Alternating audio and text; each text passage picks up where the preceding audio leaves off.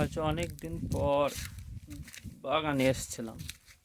এই যে বাগানে গরু দিগড়ি দিয়ে গেছে সব। এই যে গরু দিগড়ি গেছে, আম এসছে, আম সব ঝরে পড়ে যাচ্ছে। খুব একটা আম নেই, অনেক আম ঝরে পড়ে গেছে। আম খুব ঝরছে, ন্যাংরা আমটা খুব ঝরছে।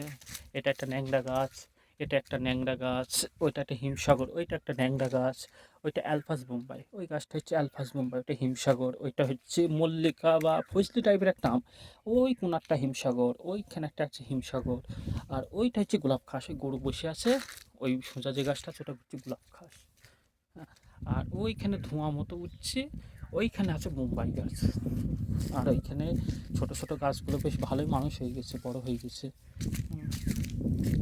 বাগানে আসছিল, এসছি আজকে প্রায় 1.5-2 মাস, অনেক দিন আসা হয়নি। হ্যাঁ, প্রায় 1-1.5 মাসের ওপরে তো আসা হয়নি বাগানে। এই যে এটা একটা গাছ, এটা হিমসাগর, এটা ন্যাংরা, এটা বোম্বাই, এটা হচ্ছে কী বলে গোপালভোগ বলে একটা আম বলে সেটা।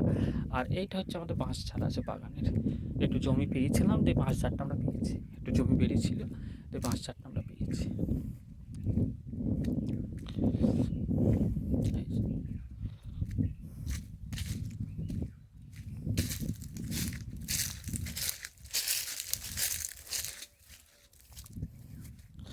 এই যে গাছ, এই গাছটা এই সব মানুষ হয়ে গেছে।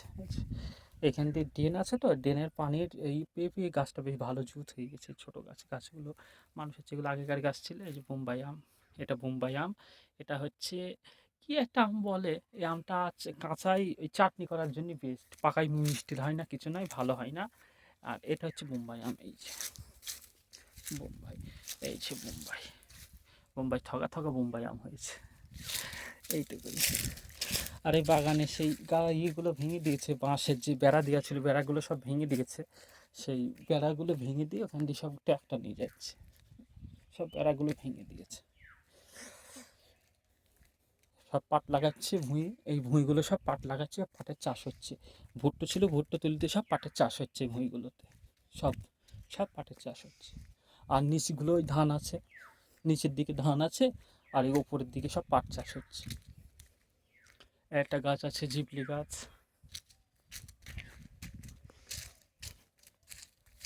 এতটুকুই করলাম ব্লগটা, আর বেশি বড় করলাম না, ব্যাস এতটুকু।